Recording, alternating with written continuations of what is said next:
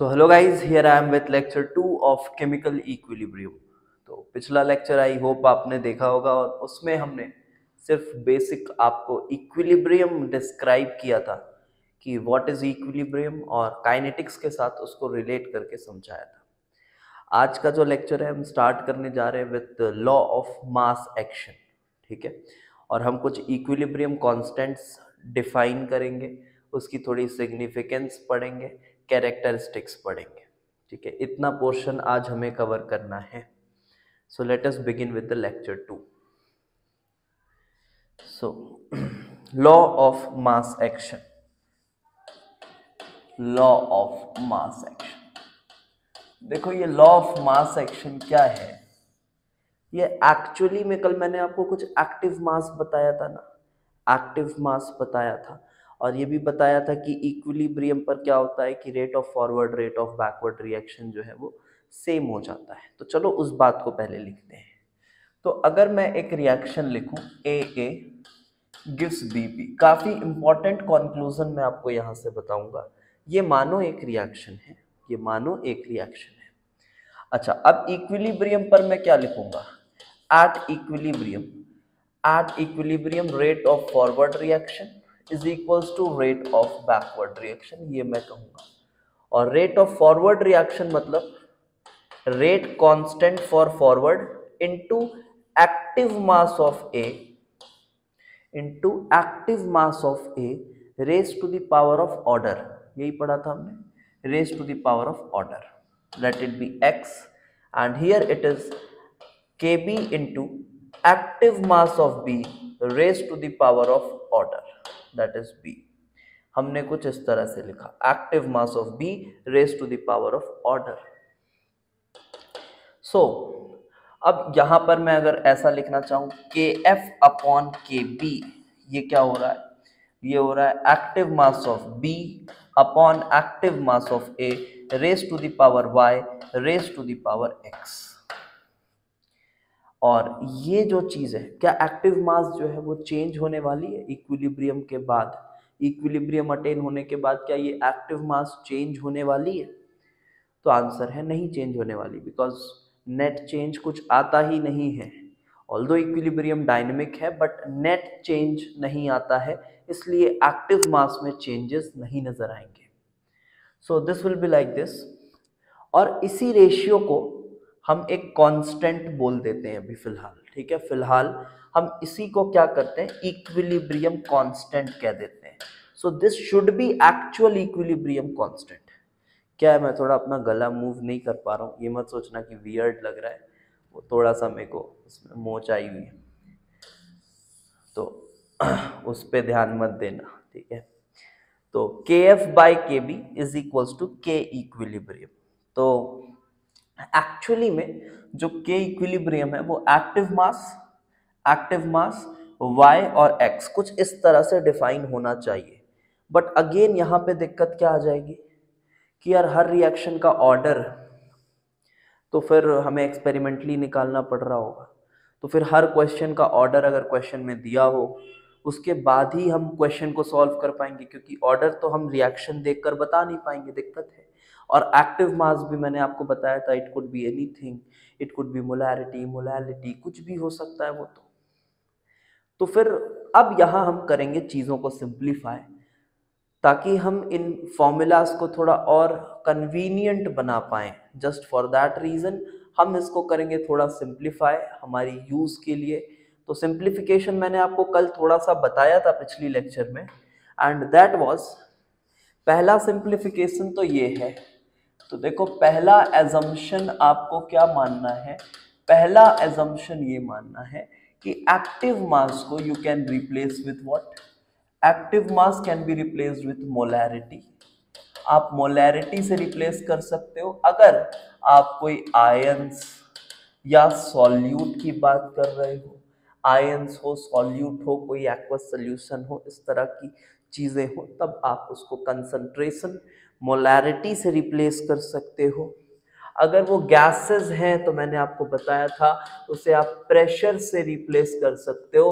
और एक पॉइंट बताई थी कि ये देखा गया है कि प्योर सॉलिड और प्योर लिक्विड के अमाउंट को चेंज करने से रिएक्शन के रेट में बहुत ज़्यादा प्रभाव नहीं पड़ता, और इस वजह से हम उनके एक्टिव मासेस को कांस्टेंट मानते हैं।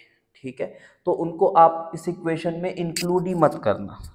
तो बात ऐसी है कि एक्टिव मास, ये मैंने लास्ट लेक्चर में भी बताया था, of pure solids and liquids are assumed to be constant. ठीक है, इतनी बात आप मान के चलो। एंड आफ्टर दैट एक और सिंप्लीफिकेशन हम यहां पर करेंगे, एंड दैट इज कि ये जो पावर x और y है ना, इसको भी हम स्टोइकियोमेट्री के बराबर मान लेंगे।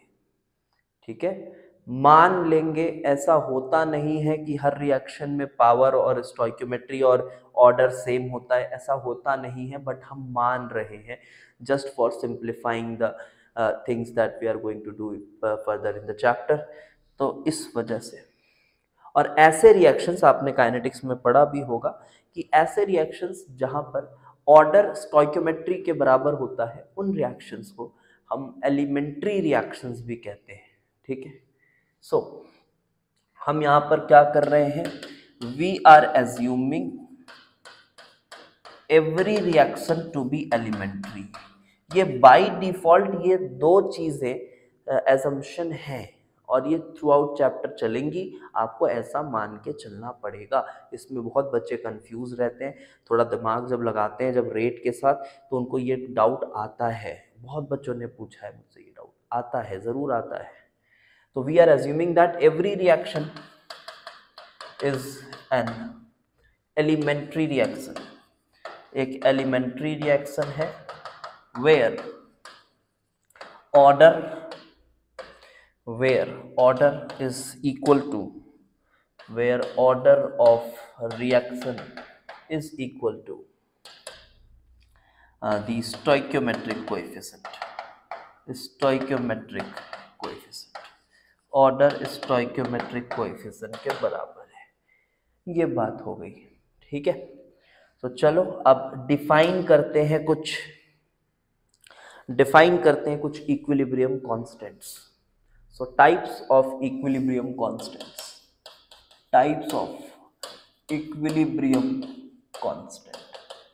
तो कुछ इक्विलिब्रियम कांस्टेंट हम डिफाइन करने जा रहे हैं। पहला जो सबसे फेमस आपने सुना होगा, देखो ये सभी इक्विलिब्रियम कांस्टेंट्स हम अपनी कन्वीनियंस के हिसाब से डिफाइन कर रहे हैं। कहीं किसी का यूज है, कहीं किसी का यूज है, सब चीज़ें थियोरेटिकल है बट यूजफुल है। तो अभी ये मत पूछना सर इसको क्यों डिफाइन किए, सर इसको क्यों डिफाइन किए। सभी इक्विलिब्रियम कांस्टेंट्स का कहीं ना कहीं यूज आता है, किसी ना किसी चैप्टर में, किसी ना किसी फील्ड में यूज आता है। और हम केमिकल इक्विलिब्रियम पढ़ते वक्त हम हर तरह की इक्विलिब्रियम कांस्टेंट डिफाइन करते हैं और आपके सामने पेश करते हैं। ठीक है, तो चलो देखते हैं कौन कौन सी इक्विलिब्रियम कांस्टेंट है।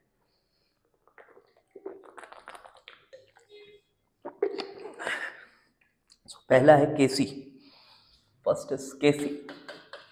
यहां पर क्या होगा, मानो रिएक्शन है A plus B C plus D, ये आपका रिएक्शन है। तो यहां आप इक्विलिब्रियम कांस्टेंट कुछ इस तरह से बोलोगे, सबको कंसंट्रेशन के टर्म्स में लो। Concentration of D upon multiplied by concentration of C, concentration of A, concentration of D, raise to the power of A B C D, कुछ इस तरह से, raise to the power of A B C D, इस तरह से। ठीक है, simple है। हम यहाँ पे एलिमेंट्री मान रहे हैं और एक्टिव मास को कंसंट्रेशन मान के चल रहे हैं।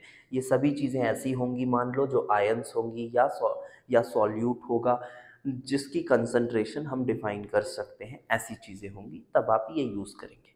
तो ये हुआ केसी। अब अगर सपोज करो प्रेशर की बात करें, तो नया इक्विलिब्रियम कांस्टेंट आता है केपी। यही रिएक्शन बाय डिफॉल्ट मैं मान रहा हूँ, तो इसके लिए केपी मैं कैसे लिखूंगा। अब मान लो ये सभी चीज़ें गैस हैं, तब मैं क्या लिखूंगा, pressure of D into pressure of C upon pressure of A into pressure of B. अब ये पावर चढ़ा दो ऐसा ए बी सी डी इस तरह से पावर चढ़ा दो। अब बात आता है कि सर क्या अगर गैसेस हों तो उसके लिए केपी ही यूज करें या केपी केसी कुछ भी यूज कर सकते हैं, और अगर सॉल्यूट हो या आयंस हो तो उसके लिए क्या दोनों यूज करना है?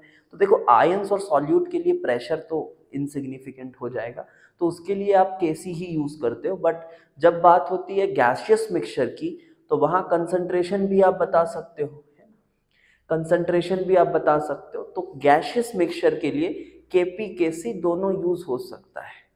ओके, गैसियस मिक्सचर के लिए तो सपोज करो हम अगर केपी और केसी के बीच में एक रिलेशन बताएं तो वो बहुत आसान सा रिलेशन है, चलो देख लेते हैं। तो लेट अस रिलेशन बिटवीन, यही लिख रहा हूं, relation between KP and KC.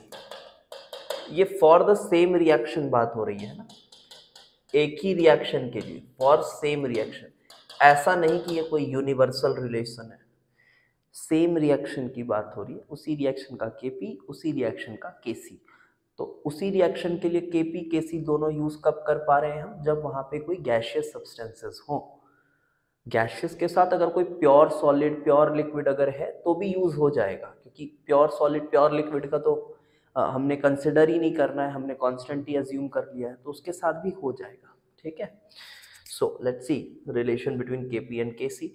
तो सपोज करो ये तुम्हारा इक्वेशन है, थोड़ा छोटा करके लिख रहा हूँ, ए बी बी। तो it's KC will be like concentration of B upon concentration of A raise to the power B raise to the power A, कुछ इस तरह से केसी होगा।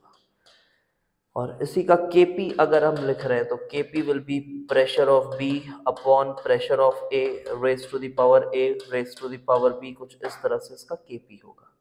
अब हम अगर ये एज्यूम करें कि जो भी गैशियस सब्सटेंसेस यहाँ हैं, ये एजम्पशंस बहुत इंपॉर्टेंट है जेईई एडवांस में। हम फॉर्मूला याद कर लेते हैं लेकिन थोड़ा सा उसके पीछे के कंडीशंस को भी समझते चलो, ऑल्दो ये बहुत बेसिक बातें हैं, पहला दूसरा लेक्चर है, काफ़ी बेसिक बातें हैं इसमें। खैर केमिकल इक्विलिब्रियम ही काफ़ी बेसिक चैप्टर है, आप उसमें बस इक्विलिब्रियम के बारे में सीखते हो, है ना। थोड़ा टफ आयनिक होता है, मैथमेटिकली थोड़ा सा टफ होता है, बट केमिकल इक्विलिब्रियम जितना अच्छे से समझ आएगा आपको इक्विलिब्रियम की समझ उतनी अच्छे से आएगी। तो देखो बेटा केपी केसी हमने इस तरह से लिखा, एंड देन ये जो केपी है, अब हम अगर एज्यूम करें कि assuming that all gases are behaving ideally, सभी जो गैसेस हैं दे आर बिहेविंग आइडियली, अगर वो आइडियली बिहेव कर रहे हैं, सभी गैसेस अगर आइडियली बिहेव कर रहे हैं, so what we can say कि Kp is equal to pressure of B, तो प्रेशर की जगह nRT बाई V लिख सकते हैं, nRT बाई V, और raise to the power of क्या बनेगा यहाँ पर ए क्या था, बी था ऊपर, है ना, प्रोडक्ट अपॉन रिएक्टेंट, तो ये बी था ऊपर upon N R T by V, और यहाँ पर ए था। तो आप यहाँ पे क्या बोल सकते हो बेटा कि ये जो एन बी बाय वी है, क्योंकि वी तो दोनों का सेम ही होगा ना, वी तो दोनों का सेम ही होगा, वॉल्यूम है सेम कंटेनर में वो लोग हैं तो वॉल्यूम तो सेम ही होगा। तो ये जो N by N B by V की पावर ऑफ बी, और ये जो एन ए बाय वी की पावर ऑफ होल ए, ये जो है ये concentration of B upon concentration of A ही तो है।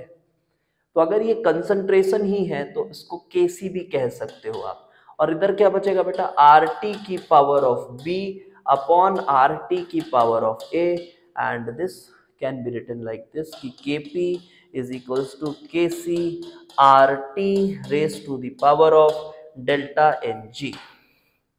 Okay, and where delta Ng is nothing but change in gaseous moles, change in gaseous moles, gaseous moles में कितने चेंज हुए वो है आपका डेल्टा Ng।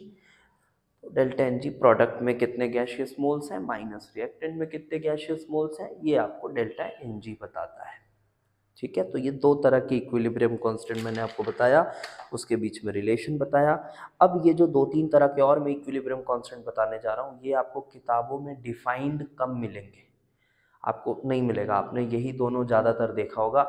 बट मैं दो तीन तरह के इक्विलिब्रियम कांस्टेंट और बता रहा हूँ, और आपको मैं उसका यूज़ भी बताऊंगा कि आप उसको कहाँ यूज़ करते हो, बट आपको नहीं पता चलता कि आप वहाँ यूज़ करते हो, बट आप वहाँ यूज़ करते हो उसको।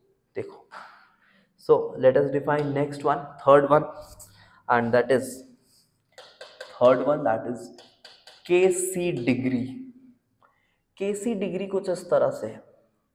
डिग्री मतलब आपको पता ही है standard conditions, and standard conditions में सभी की मोलैरिटी हम 1 मानते हैं, प्रेशर 1 बार मानते हैं। ठीक है, आप थर्मोडायनेमिक्स अगर पढ़े हैं हमसे तो आप उसमें देखे होंगे कि स्टैंडर्ड कंडीशंस को मैंने बहुत अच्छे से समझाया है पूरे लेक्चर्स में।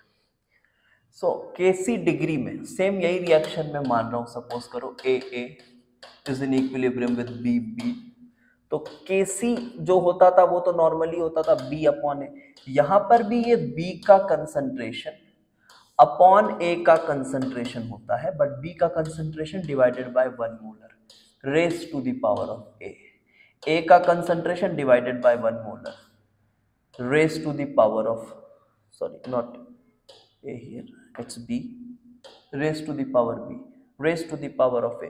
तो ये है KC degree, this is KC degree. अब आपके मन में आ रहा होगा अरे सर ठीक है, क्या फर्क पड़ गया, 1 मोलर से आपने डिवाइड कर दिया, क्या फर्क पड़ गया? जी हाँ, न्यूमेरिकली जो है कोई फर्क नहीं पड़ा है ना, न्यूमेरिकली कोई फर्क नहीं पड़ा है, बट ये जो केसी डिग्री है ये एक डायमेंशनलेस इक्विलिब्रियम कांस्टेंट हो गया है, डायमेंशनलेस इक्विलिब्रियम कांस्टेंट। अभी आपको लगेगा कि आप फालतू बात कर रहे हैं सर, क्या मतलब है इसका, लेकिन इसका आपको यूज समझ आएगा जब आप इलेक्ट्रोकेमिस्ट्री पढ़ेंगे, और जब आप ये वाला रिलेशन जो थर्मोडायनेमिक्स में आपने पढ़ा था, याद होगा अगर, ये delta G degree plus R T L N K equilibrium पढ़ा था, यहाँ पे ये रिलेशन जो आपने पढ़ा था, तो यहाँ जो लॉग के अंदर अगर इक्विलिब्रियम कांस्टेंट आ रहा है तो उसकी कोई यूनिट होनी ही नहीं चाहिए। लॉग के अंदर आ रहा है, कैसे यूनिट होगी? लॉग के अंदर का टर्म यूनिटलेस होना चाहिए, और अगर वो यूनिटलेस है वो तभी यूनिटलेस हो सकता है जब वहाँ जो इक्विलिब्रियम कांस्टेंट है वो केसी ना हो, ना ही केपी हो, वो क्या होना चाहिए? वो होना चाहिए केसी डिग्री या फिर केपी डिग्री, है ना, ये होना चाहिए इक्विलिब्रियम कांस्टेंट। ये कैसे डिराइव होता है वो भी बहुत अच्छे से आपको समझाया मैंने लेक्चर 11th में ऑफ आवर थर्मोडायनेमिक्स प्लेलिस्ट, वहाँ से आप देख सकते हैं, समझ सकते हैं।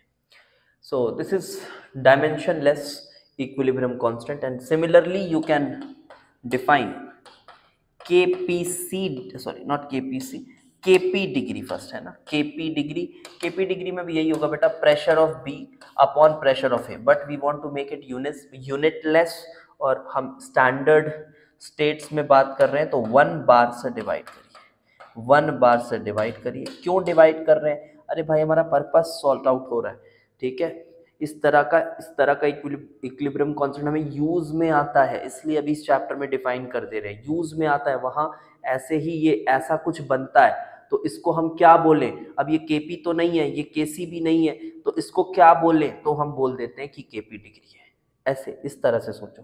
तो this is also unitless.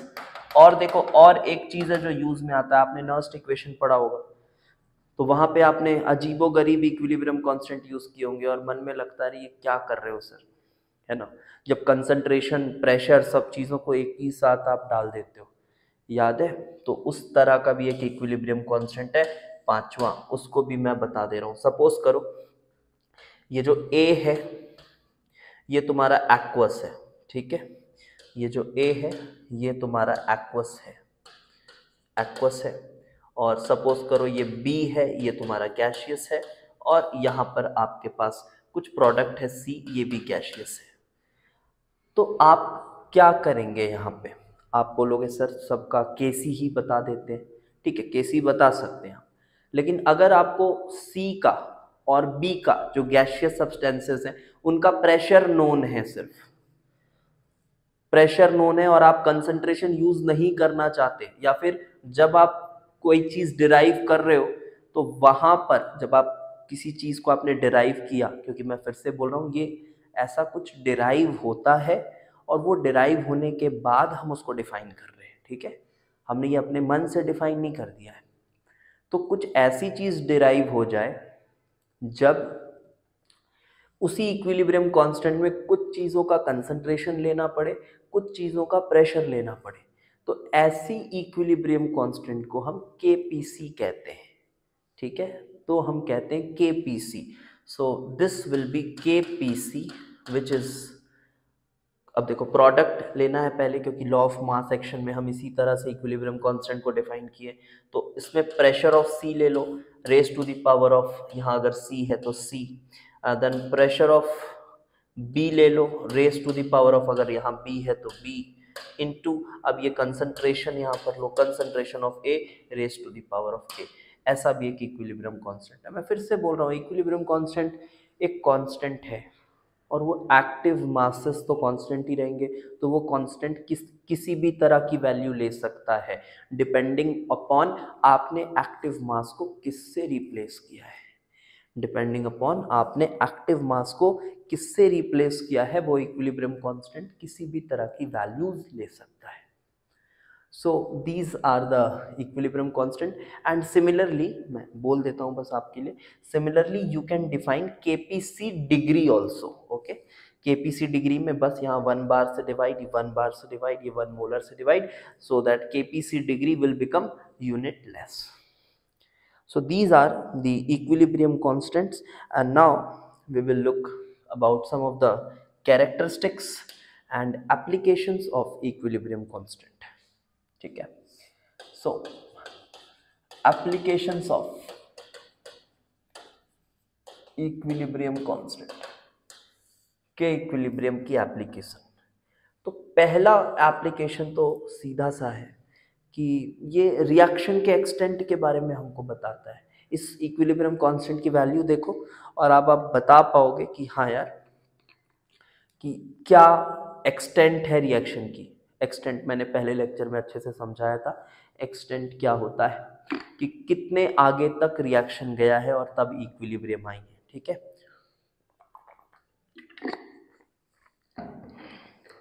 So first is to predict the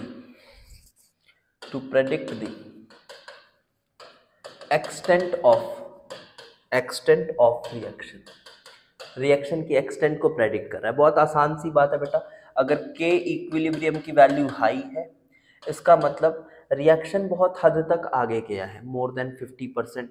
अब एग्जैक्ट कोई नंबर तो नहीं बोल पा रहा मैं, ठीक है, बस आप ये समझ लो अगर बहुत हाई है, एक इस तरह से रफली कुछ नंबर्स भी लिखा रहता है, कहीं कहीं रफली ऐसा लिखा रहता है कि आप मान लो अगर ये जो के इक्विलिब्रियम की वैल्यू है ये 10 रेज टू द पावर 3 से भी बड़ी है ना, मतलब 1000 से भी बड़ी है, तो आप मान लो कि जो रिएक्शन है वो लगभग इरिवर्सिबल टाइप है, मतलब ऑलमोस्ट पूरा reactant, more than 95% of reactant consume हो गया है। ऑल्दो मैं वैलिड अप्रोक्सीमेशंस आपको सिखाऊंगा अभी चैप्टर में आगे बढ़ते हुए, बट अभी मैं कुछ रफली आपको बातें बता रहा हूँ जस्ट फॉर अंडरस्टैंडिंग। सो रफली के equilibrium is greater than 10 raised to the power 3, and in this case you will assume that reaction is almost irreversible, मतलब लगभग वो पूरा खत्म हो गया है, कुछ इस तरह से मानो। अब देखो यहाँ इरिवर्सिबल और रिवर्सिबल का मतलब आप, हम जो थर्मोडायनेमिक प्रोसेसेस में पढ़ रहे थे ना, वैसा मत समझना। यहाँ इरिवर्सिबल का मतलब है कि ऑलमोस्ट रिएक्शन खत्म हो गया है, आप ऐसा सोचो सिर्फ, ठीक है, उससे ज़्यादा रिलेट मत करना, कंफ्यूजन हो सकती है। सो सेकेंड इज, अब इसी में देखो अगर के इक्विलिब्रियम छोटा है, कॉमन सेंस है, के इक्विलिब्रियम अगर छोटा है, if it is less than k equilibrium less than 10 raised to the power -3, अगर इससे भी छोटा है तो reaction is highly reversible you can say, और वो प्रोसीड ही नहीं हुआ है, मतलब जो रिएक्टेंट है उसकी मात्रा बहुत ज़्यादा है, रिएक्टेंट डोमिनेट्स एट इक्विलिब्रियम, ऐसा कुछ बोल सकते हैं, डोमिनेट्स एट इक्विलिब्रियम, और अगर ये जो वैल्यू है के इक्विलिब्रियम की ये 10⁻³ से बड़ी है बट 10⁻+3 के बीच में है, तो हम कहेंगे कि प्रोडक्ट हो या रिएक्टेंट हो, ये दोनों ही चीजें कंपैरेबल अमाउंट में मौजूद है, ये दोनों ही चीजें कंपैरेबल है, ऐसा कुछ। दूसरा एक और पॉइंट आता है कि इससे हम डायरेक्शन ऑफ रिएक्शन को भी प्रेडिक्ट करते हैं। To predict direction of reaction from any point, ठीक है, from any point,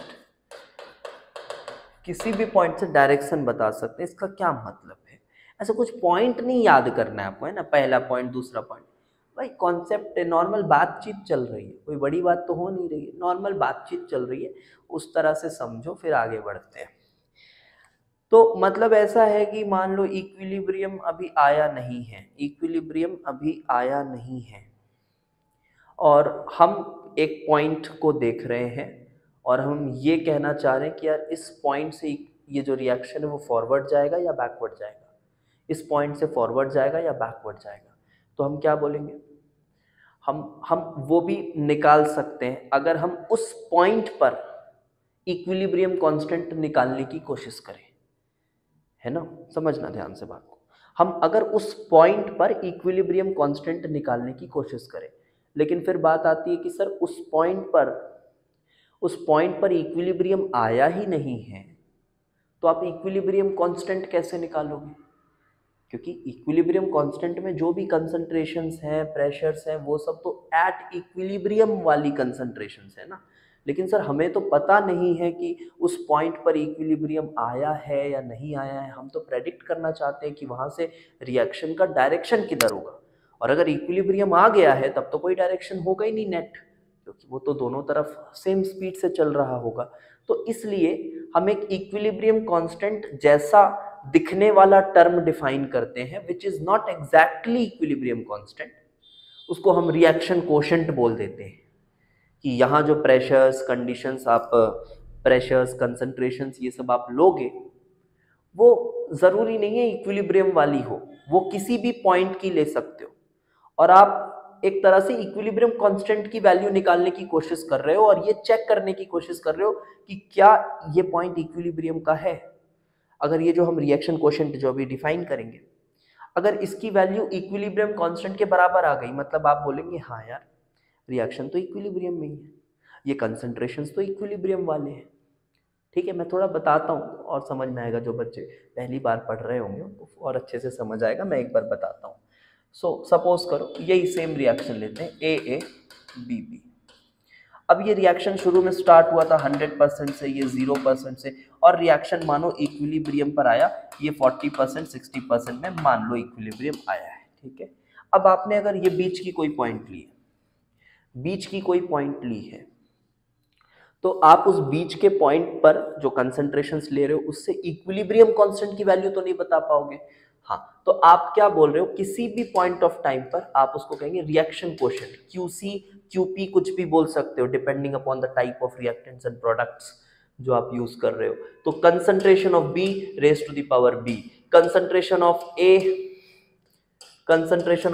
raise to the power A, concentration of A raise to the power A। आप इस तरह से कुछ डिफाइन करेंगे QC, और ये वैल्यू क्योंकि देखो हर रिएक्शन इक्विलिब्रियम की तरफ जाना चाहता है, तो अगर आपका ये जो QC की वैल्यू है वो अगर इक्विलिब्रियम कांस्टेंट से छोटी आ रही है, इसका मतलब रिएक्शन अभी आगे जाना चाहेगा, क्योंकि इक्विलिब्रियम कांस्टेंट की वैल्यू अचीव करना चाहता है कोई भी रिएक्शन। आप ऐसे सोचो, कोई भी रिएक्शन इक्विलिब्रियम कांस्टेंट की वैल्यू अचीव करना चाहता है। क्यों ऐसा करना चाहता है, अगर ये समझना है तो थर्मोडायनेमिक्स का जो थर्मो 2 वाला पार्ट है वो मेरे से आप पढ़ो, तब आपको वहाँ पे इन बातों की भी डिटेलिंग की गई है। अभी उन बातों को यहाँ ज़बरदस्ती नहीं घुसाएंगे, नहीं तो फिर सब हौच-पौच होगा, समझ नहीं आएगा आपको। तो बेटा यहाँ से मान लीजिए QC छोटा है, तो हम क्या बोलेंगे, हाँ यार अभी रिएक्शन थोड़ा और आगे जाना चाहेगा, क्योंकि अभी वो इक्विलिब्रियम अचीव नहीं कर पाया है। तो अगर QC छोटा है KC से तो हम पहला पॉइंट ये कहते हैं कि अगर QC छोटा है KC से तो reaction proceeds forward from this point, proceeds forward, ये फॉरवर्ड प्रोसीड करता है रिएक्शन यहाँ से। और दूसरा पॉइंट इसी तरह से अगर QC मान लो यहाँ है, QC बड़ा है, अच्छा सर QC बड़ा कैसे हो सकता है, ये तो पॉसिबल ही नहीं है सर, क्योंकि इक्विलिब्रियम आ गई। ऐसा लगता है एक बार में बच्चों को कि इक्विलिब्रियम आ गई सर तो QC तो बड़ा हो ही नहीं सकता, क्योंकि सर अब वो उसको एक्सीड कैसे करेगा। अरे बेटा एक्सीड कैसे करेगा, मतलब सपोज करो आप ये रिएक्शन की इक्विलिब्रियम कांस्टेंट की बात कर रहे हो, और मैंने कल एक पॉइंट बताया था ना कि equilibrium can be achieved from either directions. तो यदि आपने कंटेनर में सिर्फ B डाल के रखा है तो क्या रिएक्शन वहां से फॉरवर्ड जाएगा, फॉरवर्ड है ही क्या फिर। B डाल के रखा है आपने, सोचो B डाल के रखा है, सिर्फ B का मानो आपने 30% डाल के रखा है, या B का आपने मान लो 100% डाल के रखा है, तो वहां से 60% तक तो आएगा ना रिएक्शन।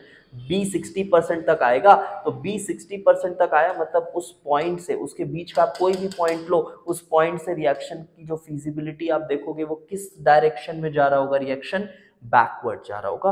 बहुत आसान सी बातें हैं, तो बस यहाँ मैं लिख देता हूँ दूसरा पॉइंट कि अगर QC बड़ा है KC से तो हम कहेंगे कि उस पॉइंट से जो रिएक्शन है वो प्रोसीड करेगा, reaction proceeds forward, sorry backward, reaction backward proceed करेगा उस पॉइंट से।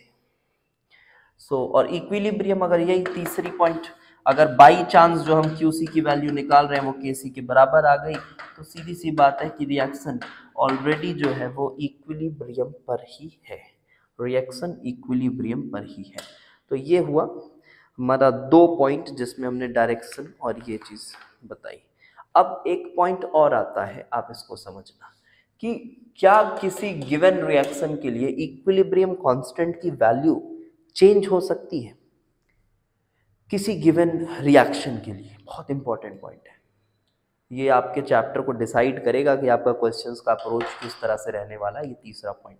सो mark it very important, so this is very important point. So देखो फॉर अ रिएक्शन, ये जो K इक्विलिब्रियम है, K इक्विलिब्रियम है, चेंजेस विथ चेंज इन, किस तरह से चेंज होता है। तो अगर आप सपोज करो कि रिएक्शन का आप प्रेशर चेंज कर दे रहे हो, प्रेशर कंडीशंस चेंज कर रहे हो, या सिर्फ वॉल्यूम चेंज कर रहे हो, कुछ इस तरह की चीज़ें चेंज कर रहे हो, या किसी के मोल्स बढ़ा दे रहे हो, किसी का मोल्स कम कर दे रहे हो, इक्विलिब्रियम आ गई और आप डिस्टर्ब कर रहे हो, इक्विलिब्रियम को डिस्टर्ब कर रहे हो, तो क्या लगता है कि वो इक्विलिब्रियम कांस्टेंट आपने चेंज कर दिया। मान लो एक रिएक्शन है जिसमें A से B रिएक्शन जा रहा है, वो इक्विलिब्रियम पर आ चुका है, और आप उसमें ज़बरदस्ती B डाल दे रहे हो और B डाल रहे हो बाहर से, तो क्या वो चेंज हो गया इक्विलिब्रियम कांस्टेंट? नहीं होता है चेंज, ठीक है। वो रिएक्शन अपने आप को इधर उधर शिफ्ट करके वापस से इक्विलिब्रियम कांस्टेंट की वही वैल्यू अचीव कर लेता है। ये आप ली चैटलर प्रिंसिपल में पढ़ेंगे, अभी 2-3 लेक्चर्स के बाद वो दूसरे लेक्चर में आ जाएगा, वो भी है ना, अगले 1-2 लेक्चर में आ जाएगा। तो वो जो पोर्शन है वो आगे आएगा। तो फिलहाल अभी आप समझिए कि जो इक्विलिब्रियम कांस्टेंट है वो चेंज कैसे हो सकता है। मोल्स डालने से नहीं हो रहा, प्रेशर डालने से नहीं हो रहा, किसी का कुछ कंसंट्रेशन चेंज कर दें तो भी नहीं होगा, ये सिर्फ एक तरह से चेंज हो सकता है, and that is by changing temperature. ठीक है, बाय चेंजिंग टेम्परेचर। तो changes with change in temperature, इसको मैं थोड़ा ली चैटलर प्रिंसिपल में और अच्छे से इलैबोरेट करूंगा, और जो बच्चे थर्मोडायनेमिक्स पढ़ के आ रहे हैं उनको मैंने ये चीज़ अच्छे से कराई है, जहाँ पे हमने हर चैप्टर को ख़त्म करते वक्त हमने ये भी दिखाया था कि काइनेटिक्स और थर्मोडायनेमिक्स दोनों एक ही चीज़ बता रहे थे। कौन सा इक्वेशन? जी हाँ, वॉन हॉफ इक्वेशन। वहाँ पर जहाँ हम इक्विलिब्रियम कांस्टेंट का वेरिएशन देखते हैं टेम्परेचर के साथ, तो मैथमेटिकली प्रूवन है, काइनेटिक्स से भी थर्मोडायनेमिक्स से भी, तो बहुत सॉलिड थ्योरी है वो। तो ये बात आप समझिए कि रिएक्शन के equilibrium changes with change in temperature. और एक चीज़ है जिसके साथ चेंज होती है।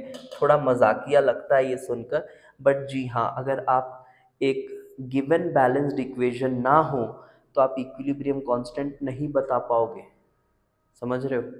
गिवन बैलेंस्ड इक्वेशन ना हो तो आप इक्विलिब्रियम कांस्टेंट नहीं बता पाओगे। अजीब सी बात लगती है सुन के, बट हाँ, हमने इसी तरह से डिफाइन किया है तो ये हमको ऐसे ही मानना पड़ेगा। फॉर एग्जाम्पल, मानो ये रिएक्शन में लिखता हूँ H2 plus O2 forms H2O2। Suppose इसका इक्विलिब्रियम कांस्टेंट हम कुछ लिख रहे हैं, ठीक है।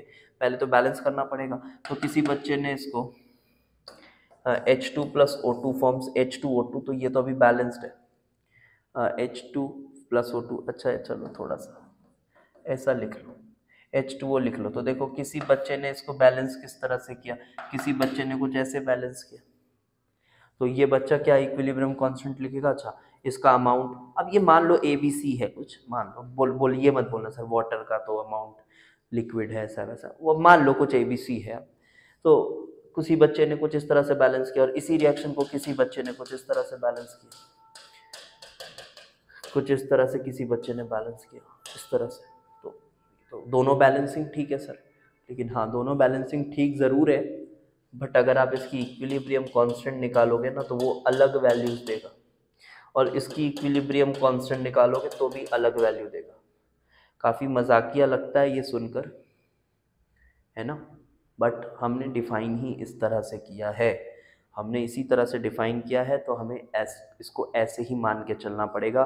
तो एक बात और आती है कि आप एक रिएक्शन की इक्विलिब्रियम कांस्टेंट तभी बता सकते हो जब आपके पास एक अच्छे से बैलेंस्ड इक्वेशन दिया है, उसने अगर अपने अनुसार बैलेंस करके दिया है तब आप बता सकते हो इक्विलिब्रियम कांस्टेंट क्या है।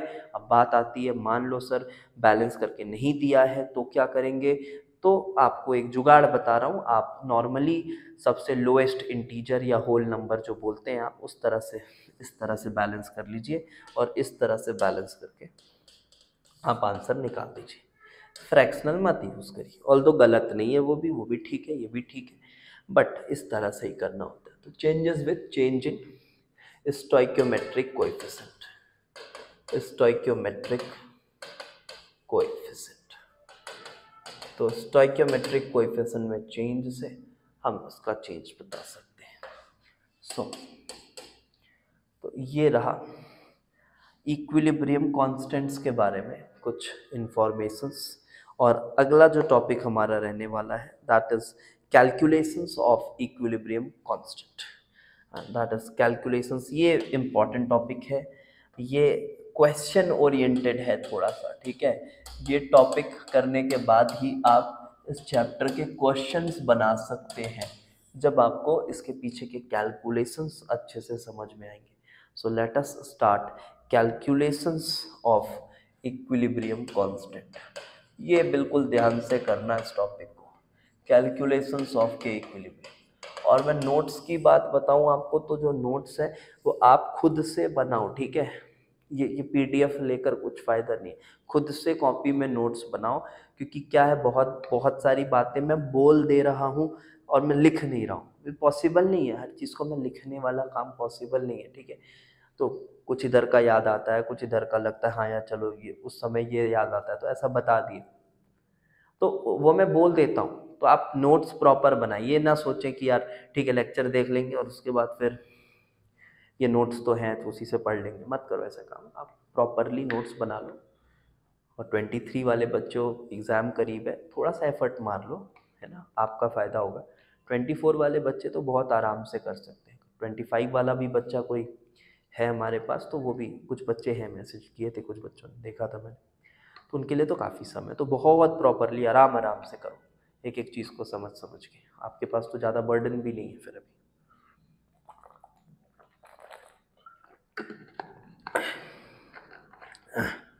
सो कैलकुलेशंस देखो, सबसे पहले नॉर्मल सा एक, अगर मैं लेता हूँ पहला AA प्लस BB और CC, कुछ इस तरह से सपोज मैंने लिया। अभी मैं थोड़े जनरल तरीके से आपको बताऊंगा, जनरल तरीके से बताऊंगा, उसके बाद हम देखेंगे कि और क्या किया जा सकता है। सपोज ऐसा कुछ क्वेश्चन है और आपको ना सबके मोल्स दिए गए हैं, ठीक है। आपको सबके मोल्स दिए गए हैं। अभी मैं थोड़ा स्टोइकियोमेट्री को ना थोड़ा आसान ले लेता हूँ, इस तरह से कुछ 1 ले लेता हूँ, इधर इधर 2 ले लेता हूँ, इधर 1 ले लेता हूँ, ऐसा कुछ। तो मानो जो मोल्स मान लो दिए हुए हैं आपको, इसके सपोज A मोल्स हैं, इसके B मोल्स हैं, ठीक है। इनिशियली इसके A मोल्स हैं, इसके B मोल्स हैं, और आपको बोला जा रहा है चलो यार इसकी इक्विलिब्रियम कांस्टेंट निकालो। तो क्या करोगे आप? तो आप ये देखोगे कि यार इक्विलिब्रियम पर इसके मोल्स क्या होंगे। तो इक्विलिब्रियम पर जाने तक हम अगर बात करें तो ये A और B दोनों यूज होंगे भाई, रिएक्शन फॉरवर्ड आएगा, ठीक है। तो रिएक्शन फॉरवर्ड आएगा तो कितना यूज होगा देखो वो हमको नहीं पता है, क्योंकि इक्विलिब्रियम किस पॉइंट पर आ रही है वो हमें नहीं पता है। हाँ, अगर इक्विलिब्रियम कांस्टेंट की वैल्यू दी हुई है तो आप उससे इक्वेट वगैरह कर लेंगे, बट अभी हमें पता नहीं है कि इक्विलिब्रियम किस पॉइंट पर आ रही है। तो हम क्या करते हैं बेटा, इसमें A minus x, B minus x, क्योंकि दोनों का सेम अमाउंट खर्च होगा, 1 मोल इसका तो 1 मोल, अच्छा 1 मोल इसका और 1 मोल इसका, दोनों का सेम अमाउंट खर्च होगा तो x और x। लेकिन आप यहाँ देख सकते हो ये 2 है तो ये 2x बनेगा। बेसिक स्टोइकियोमेट्री है, चैप्टर 1 में पढ़ते हो आप उसको, ठीक है। सो कुछ इस तरह से होगा। तो अब देखो ये ना, ये मोल्स हैं, ये इक्विलिब्रियम पर पाए गए मोल्स हैं। तो क्या इसी से आप केसी बता दोगे? कुछ बच्चे करते हैं शुरुआत में, बिगिनर्स कुछ ऐसी गलती करते हैं, इसी से केसी बताने की कोशिश करते हैं। बट आप ध्यान रखें कि केसी बताने के लिए आपको वॉल्यूम भी चाहिए कंटेनर की, because you need concentrations of each ना, कंसंट्रेशंस ऑफ ईच। तो हमें कंसंट्रेशन भी बताना होगा, कंसंट्रेशन भी बताना होगा, और कंसंट्रेशन के लिए वॉल्यूम चाहिए। और हम ये मान रहे हैं कि सभी का जो वॉल्यूम है वो सेम है, सभी का वॉल्यूम सेम है। तो A माइनस गैशियस है मान लो, अभी गैशियस मान के करो उसको, ठीक है। सभी का वॉल्यूम सेम है तो A minus x by V, B minus x by V and 2x by V, इस तरह से वॉल्यूम है। तो केसी क्या कहेंगे हम? केसी विल बी सिंपली दिस। लेकिन देखो यहाँ पर क्या हुआ, सिंस रिएक्शन का जो डेल्टा Ng था वो 0 था, रिएक्शन का जो डेल्टा Ng था वो 0 था, इसलिए जो वॉल्यूम वाला टर्म है ना ये कट जा रहा है। ये बस इसी केस में ऐसा होगा, ऐसा मत सोचना फिर कि यार हमेशा आपको वॉल्यूम नहीं लेना है हो जाएगा, ऐसा नहीं होगा। ये यहाँ पे स्क्वायर है, यहाँ पे 2 बार मल्टीप्लाई हो रहा है तो वो कट जा रहा है। 2x बाई वी का whole square upon this is A minus x by V into B minus x by V, कुछ इस तरह से। अब देखो ये v स्क्वायर कैंसिल हो जा रहा है, बाकी आपका जो भी है। और इस तरह से आप केसी पता कर सकते हैं, केसी पता कर सकते हैं। ऑल्दो इसमें से कुछ वेरिएबल्स आपको गिवन होंगे तभी पॉसिबल होगा सॉल्व कर पाना। ये सिर्फ मैं आपको थोड़ा सा भी कैलकुलेशंस बता रहा हूँ, बेसिक पार्ट है। फिर अगली क्लास में मैं आपको इसके अप्रॉक्सीमेशंस भी बताऊंगा तो और कॉन्फिडेंस आपको आएगा। अच्छा, मान लो सर इसी रिएक्शन में हमें केपी निकालना हो, तब क्या करेंगे? केपी निकालना हो तो क्या करेंगे? बिकॉज हमें तो मोल्स दिया हुआ है, तो केपी अगर निकालना हो इसी केस में तो केपी फाइंड करने के लिए क्या करेंगे? टू फाइंड केपी, तो अगर केपी फाइंड करना हो तो आपको एक चीज गिवन होना चाहिए। व्हाट यू नीड, आपको क्या चाहिए होता है जब केपी निकालना हो? तो you need partial pressures of each ना, you need partial pressures of each, आपको सभी का पार्शियल प्रेशर चाहिए होता है। तो लेकिन यहाँ तो है नहीं सर, मोल्स हैं। तो देखो अगर सिर्फ मोल्स दिए हुए हैं तो इट इज नॉट पॉसिबल कि आप निकाल पाओ, सिर्फ मोल्स ही पता है और कुछ पता नहीं है। तो कोई ना कोई व्यवस्था तो होगी क्वेश्चन में जहां से आप इनकी पार्शियल प्रेशर्स निकाल पाओ। तो जनरली क्या रहता है कि टोटल प्रेशर दिया हुआ रहता है, ठीक है। जनरली जब आप क्वेश्चंस देखोगे, अभी हम बहुत सारे क्वेश्चंस भी करेंगे इसके, ठीक है, तो उससे और अच्छा आपको अप्रोच समझ आएगा। अभी मैं थोड़ा उसका ओवरव्यू दे रहा हूँ आपको। जनरली इन क्वेश्चंस क्या रहता है, इक्विलिब्रियम प्रेशर ऐसा टर्म दिया रहता है कि इक्विलिब्रियम पर यार देखो प्रेशर जो है ये कुछ PATM है या जो भी है। तो अगर इक्विलिब्रियम पर टोटल प्रेशर आपको पता है और सबके मोल्स आपको पता है, टोटल प्रेशर आपको पता है, तो आप बहुत आसानी से डाल्टन्स लॉ का यूज करके सबकी पार्शियल प्रेशर्स निकाल सकते हो, ठीक है। तो मोल्स तो आपने देखा A minus x, B minus x और उसका 2x है। टोटल प्रेशर मान लो अगर P है तो आप पार्शियल प्रेशर ऑफ A कैसे निकालोगे? जी हाँ, mole fraction of A into P total, बस इस तरह से, ठीक है। Into P total. P total is this P ATM जो इक्विलिब्रियम पर प्रेशर है। अब आपको पता है मोल फ्रैक्शन कैसे निकालते हैं, वो क्या टाइम पास करें। टोटल मोल्स आप देख लीजिए कितना हो रहा है, a minus x plus this which is a plus B is the total moles and a minus x इसके मोल्स हैं। तो a minus x upon a plus B into P total, ये कुछ ऐसा, and this is P A. इसी तरह से similarly आप क्या करेंगे, सिमिलरली आप पी बी निकालिए एंड पी सी निकालिए एंड देन फिर के पी निकाल सकते हैं आप, pressure of B upon pressure of product, that is pressure of C, pressure of A, pressure of B। इसका स्टोइकियोमेट्री 2 था, हमने रिएक्शंस को एलिमेंट्री माना हुआ है तो इसको भी आप स्क्वायर कर सकते हैं। तो इस तरह से हम नॉर्मल बेसिक डाल्टन्स लॉ का यूज़ करके Kp और Kc निकाल सकते हैं। And from the next class we will be doing the approximations associated with this। तो approximations associated with equilibrium constant associated with K equilibrium will be doing in the next class। I hope आपको मज़ा आया होगा classes में, और videos को यार थोड़ा सा और चैनल को हमारे ग्रो करने में हमारी हेल्प करिए, वीडियोस को ज़्यादा से ज़्यादा शेयर करिए। खैर प्राइवेट वीडियोस तो शेयर होंगे नहीं, और भी जो चैनल में हमारे वीडियोस हैं उनको हम अपने जूनियर्स के साथ, अपने फ्रेंड्स के साथ शेयर करिए, तो मुझे भी और मोटिवेशन मिलेगा और मज़ा आएगा आपके साथ और अच्छे से काम करने में। Okay, thanks for watching, see you in the next lecture.